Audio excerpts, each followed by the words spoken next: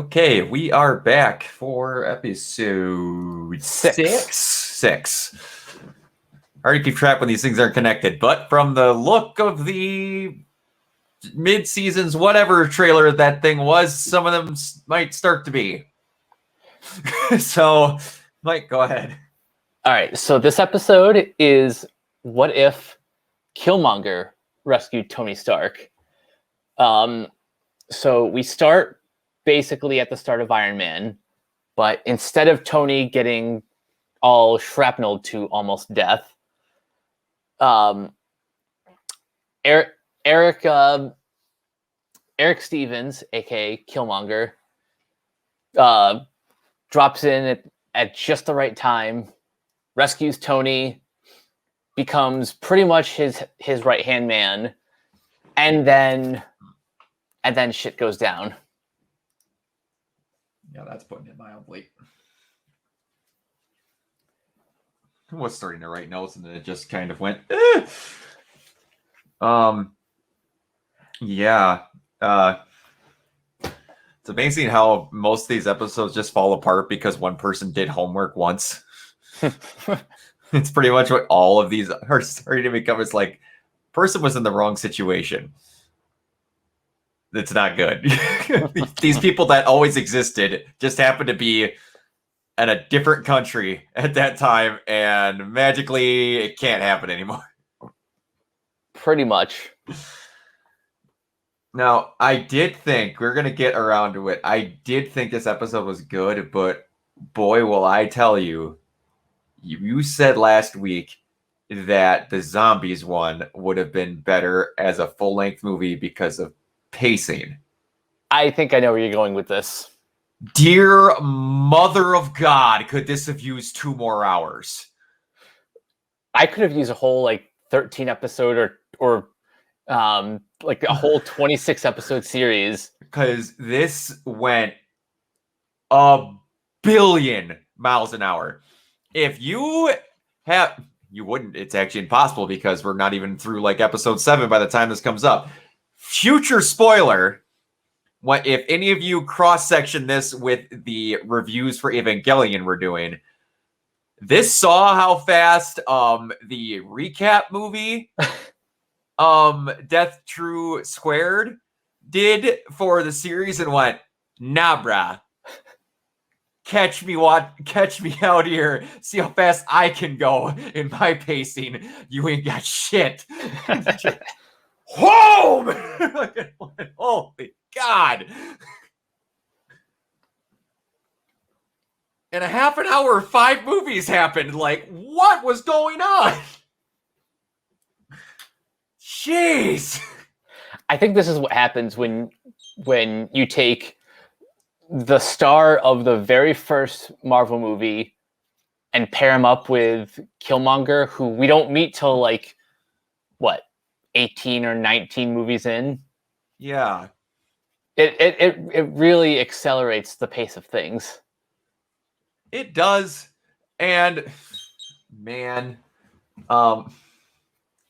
again, I will say my only other problem with this, and it's what the other part of why I wish this was longer, because stuff just happened to always work out in the correct order in this episode. You're not wrong.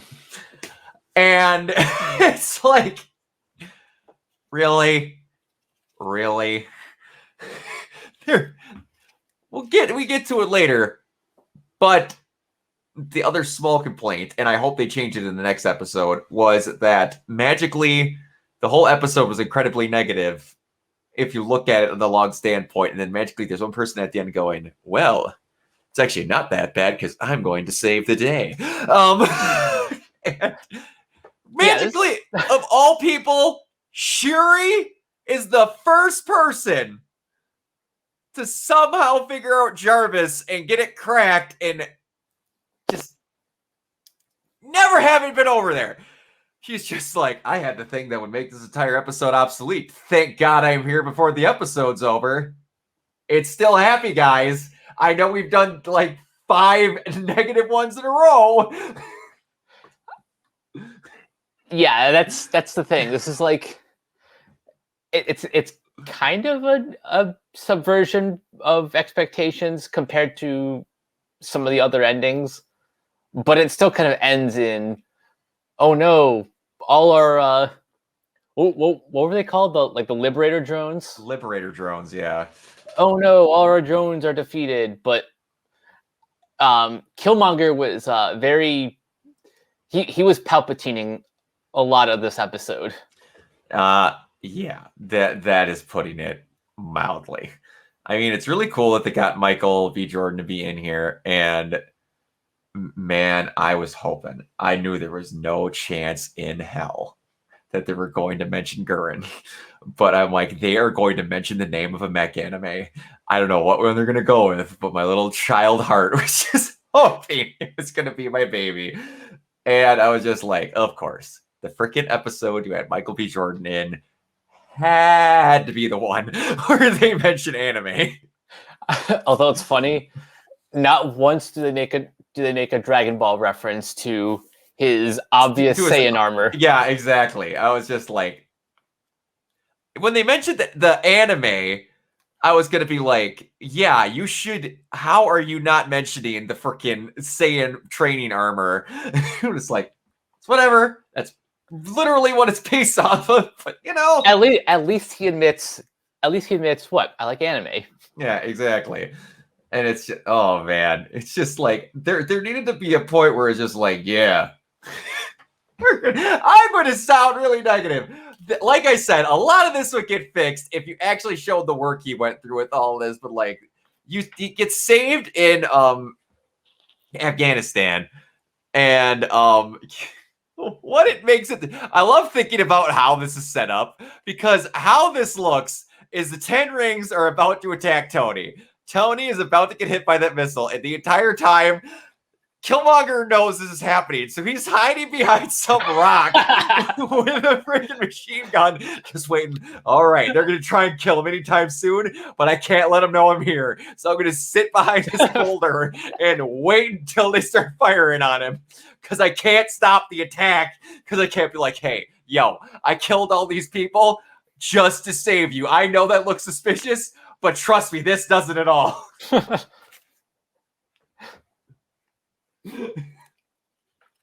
Yeah, I could just see him now, just kind of hiding under the rock. All right, the missile's gonna get here in 3, 2, 1, now. It reminds me of I really miss old Whose Line Is It Anyway? And when I say that, I mean when Drew Carey was the host. The new girl does fine, but it's just, it kind of has over time lost its charm. All the guys are so funny, but there's this one great joke that they do in Scenes from a Hat where the prompt is what the serial killer is thinking while they're waiting for their victim. And then all of a sudden, Colin's is pretending he's sitting behind a door with a knife. And he just starts going like, it's taking a while. Man, I hope he's okay.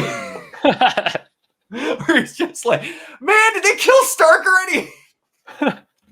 It's just like, but then, yeah. Then after that, they don't stop ever. This episode has no breaks whatsoever. They were not even manufactured on the vehicle. There's a gas only. It's just going. It's a car with gas pedal only, and it's going downhill on an icy road with weights, and it's being pulled by another vehicle. Like, holy balls! And he gets made the, what was the exact title?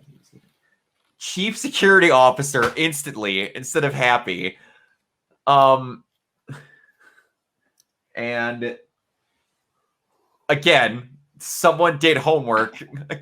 Someone was made a parent to the plan because they were in the wrong place at the wrong time. And again, at the wrong place at the wrong time at a different time. And he figures out Stain's plan. And freaking, it reminded me of when Darius Kincaid, Samuel Jackson's character in Hitman's Bodyguard was just like, yeah, I got all the proof right here. I put it up on a satellite, like, bang! Just like right in front of the courtroom. All this shit that would happen. It's just like, I just said it was password Gralukovic's dick. But yeah, and just had it ready to go in a fine presentation.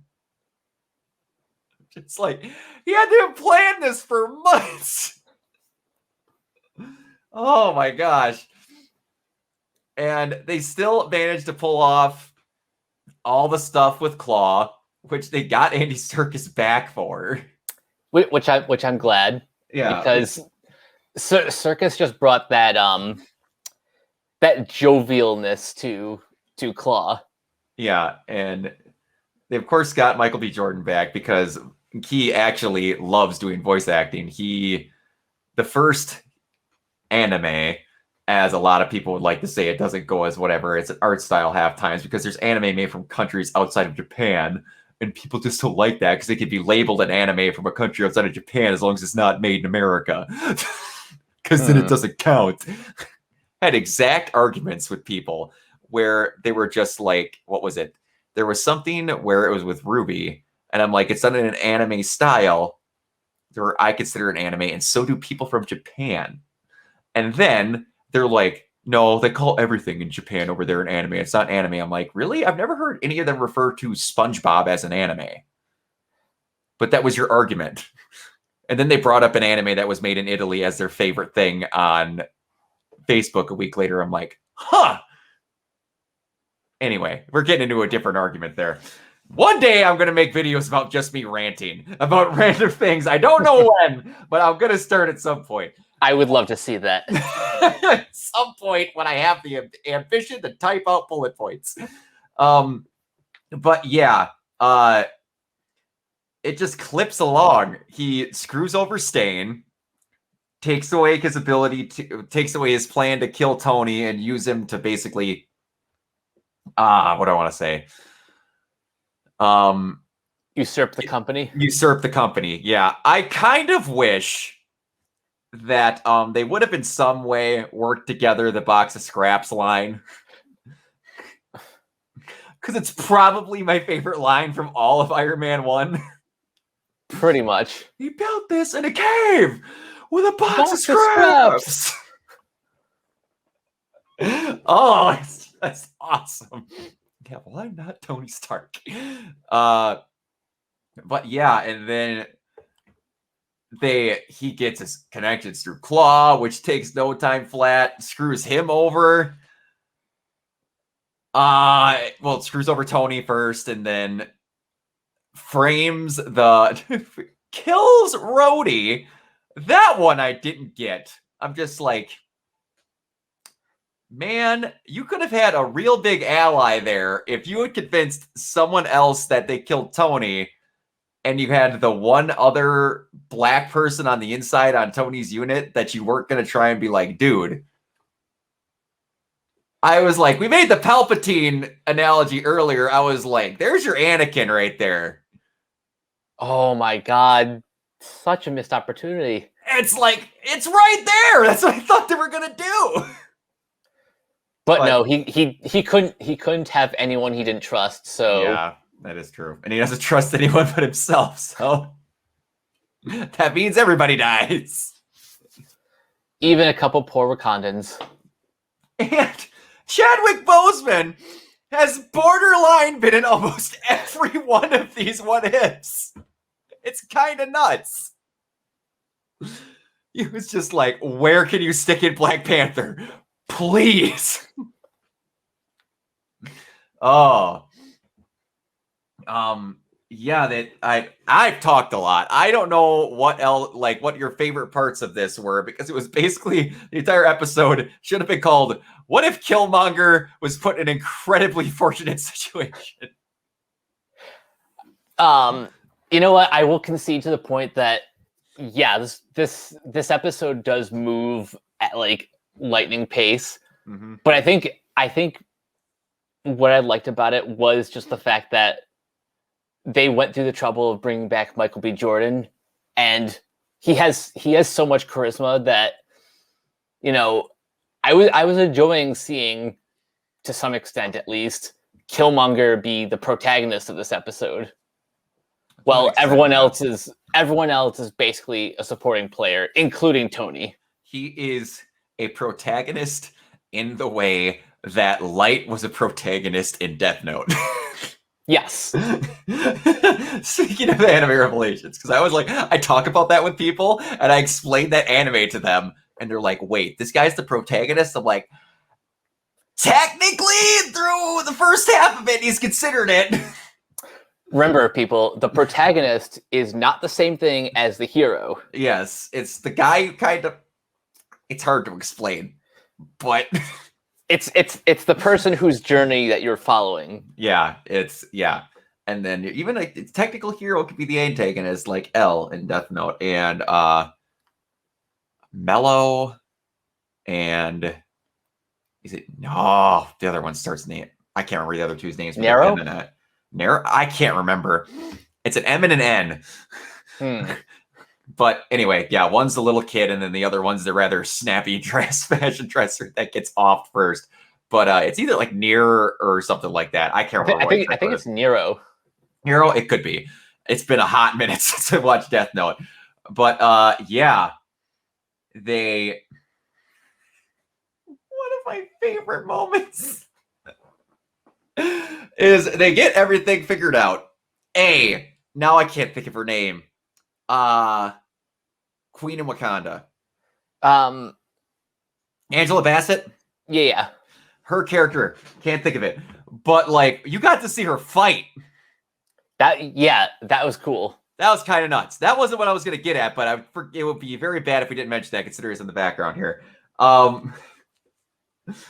You got to... I'm kind of shocked that they never had, and again, they probably didn't because this thing went at freaking just the speed of lightning, that they kind of cared. So about that time I killed your dad, and you probably know about that. There wasn't even a like, so I must speak with you about why your dad's not around. Oh, right. I forgot about that, honestly. Like, yeah, I was kind of like, how did we never have that conversation before you're like, hey, here's the Black Panther powers. Hopefully you didn't know that I murdered your dad. Also, because of events being what they are, T'Chaka's still alive. Yeah, weirdly. It's kind of nuts. Both those two are in this situation that might have been my most favorite kind of like, speaking of the man, I hope they don't notice me, they're sitting on the deck in Wakanda. Kami's in here, and Shuri's sitting here. He just click. Oh man, Tony Stark was a second transmitter. If Michael B. Jordan wasn't such a good actor, nobody would have bought that. No, it's kind of just like Shuri didn't once go, what? Where? No one looked 2 feet to their right or left to see the bright red remote in his hands. It sounds like I'm crapping on this, but like I said, if it would have been flushed out in 2 hours, a lot of this would have made better sense, but it is a good plot line to where if Killmonger had better, what do I want to say? More advantageous people to screw over. Outside of just Claw. Pretty much. Yeah. And I would have thought that, I don't know what it could have been, but again, if this was expanded, that like, there would have been another Black Panther by the time he got around. Like, what if they would have made, like, somehow M'Baku got made the Black Panther by the time Killmonger got to Wakanda? Ooh, that would have been interesting. Because it's like, they just waited for like, yeah, we're not going to try and work on getting another Black Panther immediately. They really could have expanded this to, actually, now that I think about it, and I get I get that these are sort of emulating the, you know, the single issue stories from the comics, but if they really wanted to, they could have expanded like all of these episodes to like full at least like 70 to 90 minutes, like a like a traditional direct-to-video animated film. Oh yeah, for sure. And I think we're going to start realizing that because this one, especially the next one, I felt like I was watching an hour-long episode, and it was only 30 some odd minutes for how much they're packing into these 33-minute episodes, and they've still worked. This is the one where I was kind of like, oh boy, there should have been some pacing in certain parts, but just hopefully they are like, all right, we're putting a lot into these. We need to remember these are half-hour episodes and not trailers for movies we're going to put out later. It's like, you don't know what happened, but I'm like, ugh. I think between this and Marvel Zombies, I like the story of this one better. Yeah. So that's probably why for me personally, the pacing issues weren't that much of a deal breaker. Now here's a question. Outside of T'Challa and Michael B. Jordan, and Andy Serkis, what did you think of the voices of Tony and Pepper? I have to look up who voiced Pepper.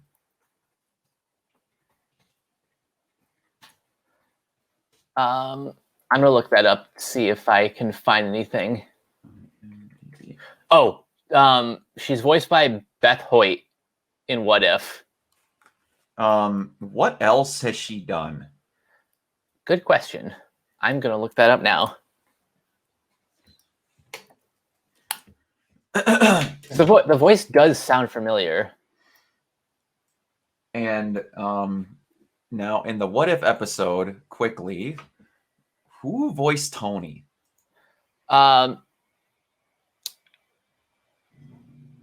Okay, so Beth Hoyt has done a bunch of she's done a bunch of TV shows. She's probably most well known for a character on Grey's Anatomy. Okay.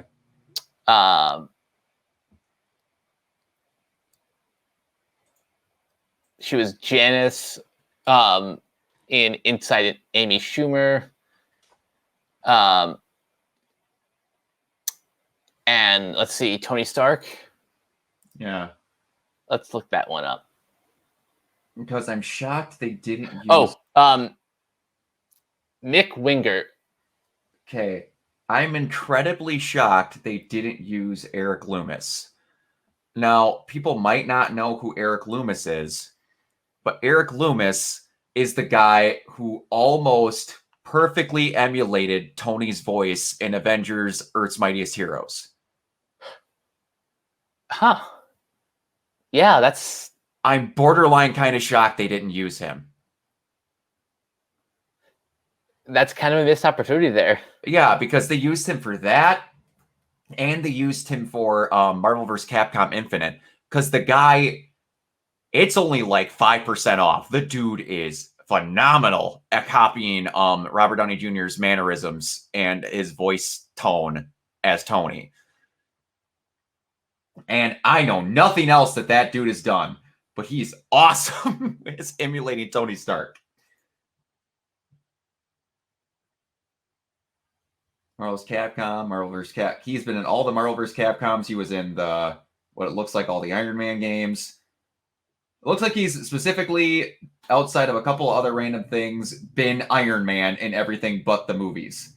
Since 2010, he was Iron Man in Iron Man 2, the video game, Marvel Superheroes 4D, a short, Marvel vs. Capcom 3, Ultimate Marvel vs. Capcom 3, Marvel Superheroes 4D experience, Earth's Mightiest Heroes, and Marvel vs. Capcom Infinite, Marvel vs. Capcom Ultimate Alliance, the Black Order.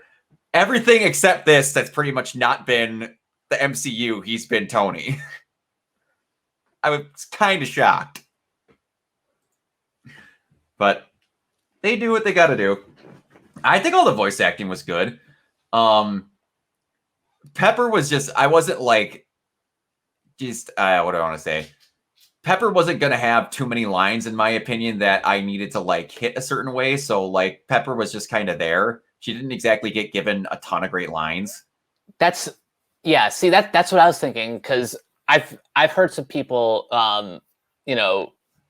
people in my Facebook post have been saying like Pepper sounds way off, and I'm like, I don't really care, because she only has like a couple lines like here and there. Yeah, she's one of the most least in the episode people ever, or in the episode total. It was all about Killmonger and Tony. That's why, again, I was shocked they didn't use Loomis. But yeah, Pepper was. Did they have Can't think of her name. Was the actual actress for Shuri in here? Good question. Can't think of her name off the top of my head. Letitia Wright. There we go.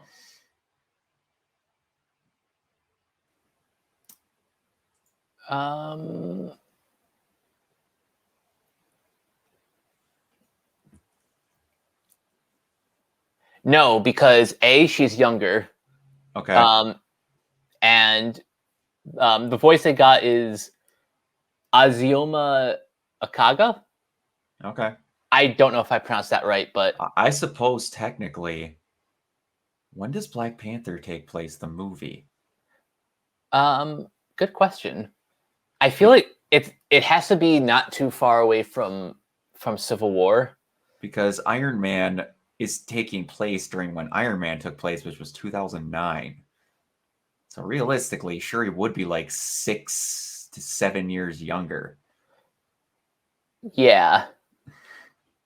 Because I know the MCU timeline likes to get screwy with how time works sometimes, and they're not good at lining dates up, but she'd be a good chunk younger. Made worse by the fact like the present is 2023. Yeah. Yeah, they've really started going downhill when they did Homecoming, and they just botched the date instantly within the first 5 minutes. Yep. Then everyone collectively went, oops. My breadsticks. Yeah, no, the voice acting was good. And like the animation still looks stellar. There was a couple of parts where they don't quite have fight scenes nailed all the time in this animation style yet. Are you talking about with the drones? With the drones, and specifically the part with it in when it was just Tony, Killmonger, and the one Liberator in Tony's living room. Yeah, that great. That kind of felt a little off. This episode kind of has similar problems that most modern mech anime have, where it's like, they're obviously using CG like very blatantly for the mechs themselves, and it doesn't always blend with everything else. Mm-hmm. As much as I miss some of the political bullcrap of the old Gundam episodes, those were animated by hand, and when you saw them have fights in space, they were having fights in space. So, yeah, they looked awesome. Yeah.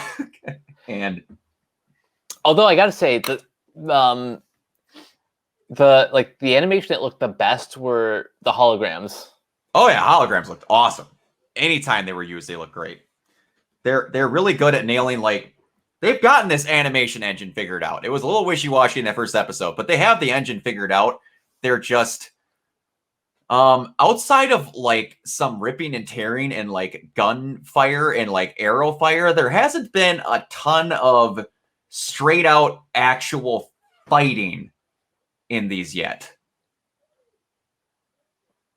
Because like there's been no fist to fist, like hand to hand, like brawling until this one, really. There's been a little bit in Zombies, there was some gunfire, but there hasn't been a lot of dragged out like actual brawls at all. So this is technically their first time doing that, kind of. Yeah, and anytime there's like a first time thing, there's gonna be some jank. Yeah, absolutely. So it's excusable.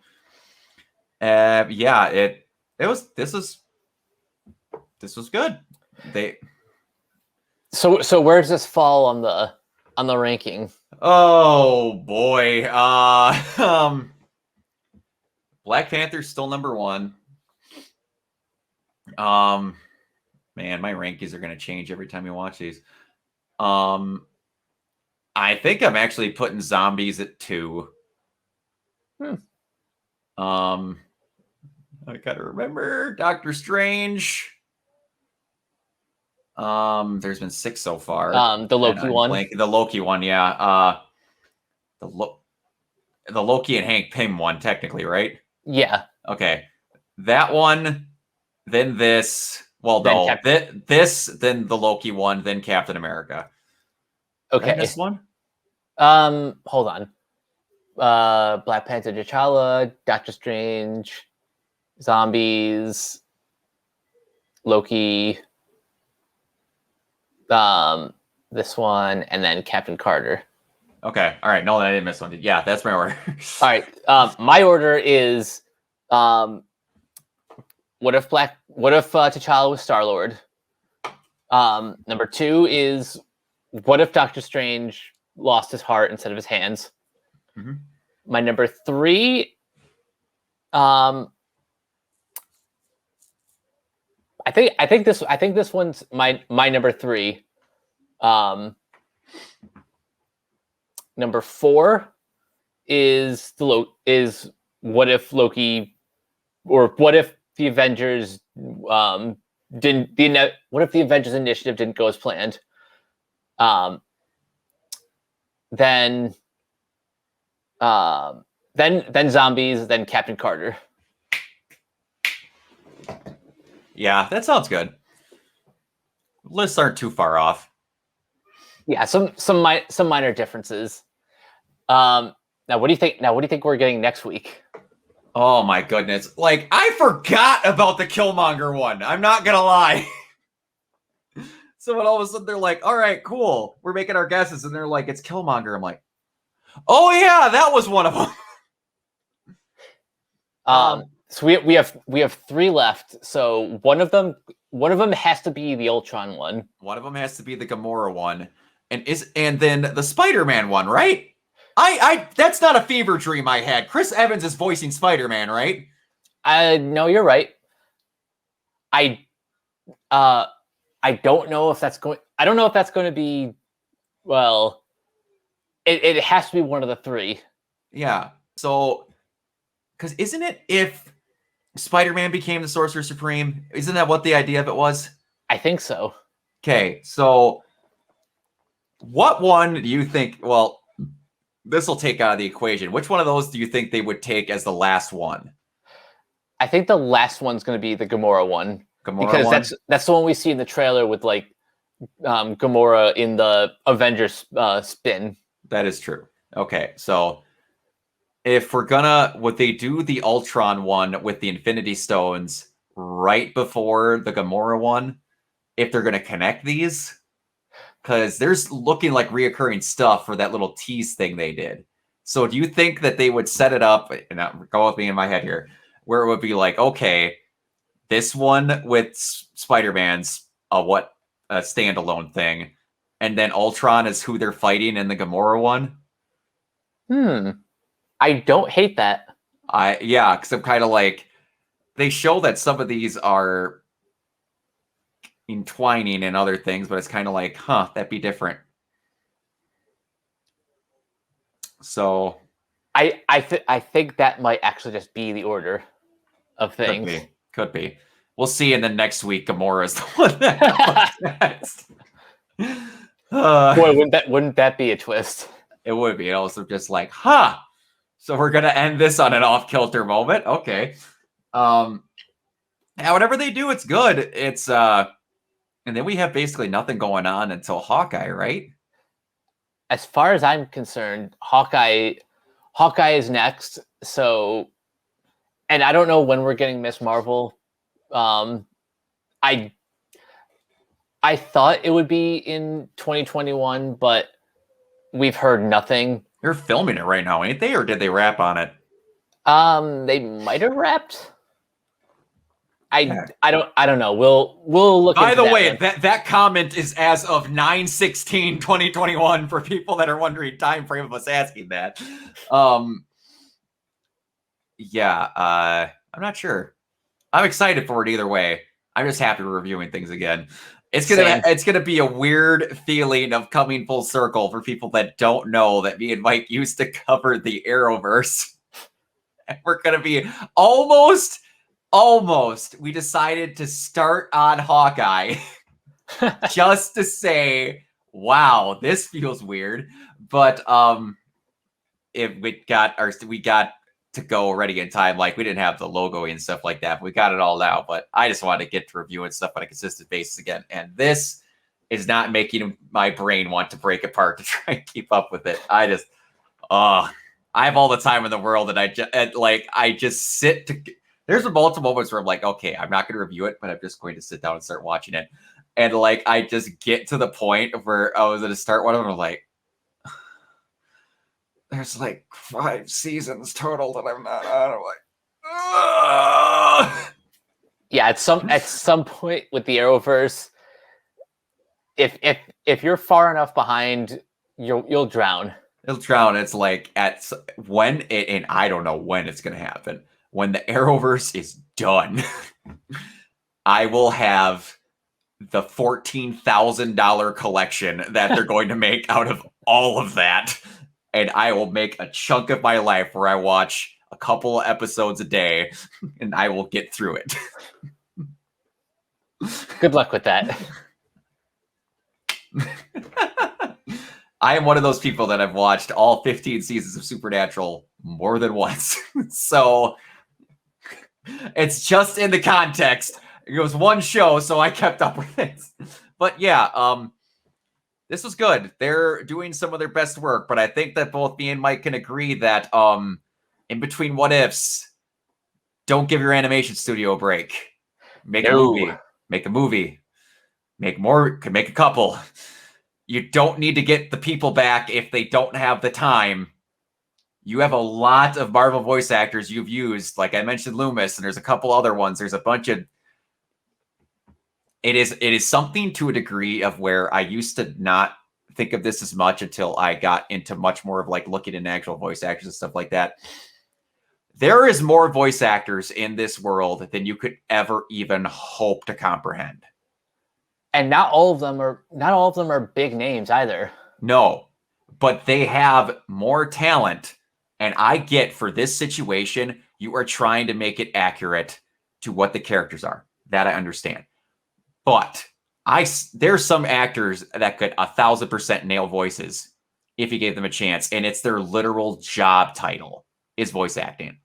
Voice acting gets a lot of shit, in my opinion. It is one of the things that I will disagree with John Campea on vehemently, that voice acting is not as important as regular acting, because voice acting, you only have your voice, and that is it.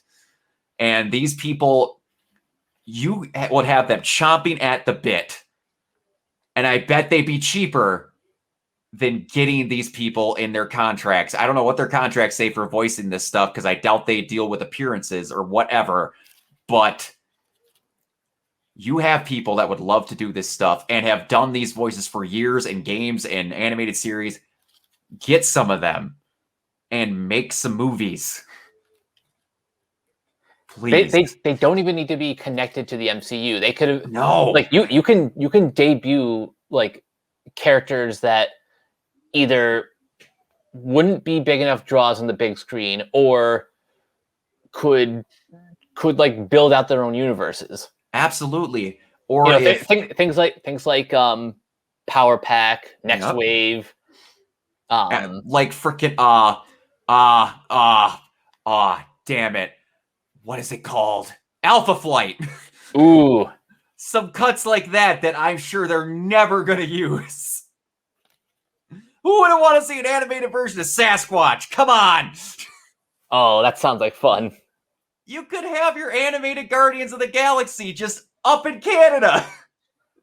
Some wacky goofball team that you're never going to use.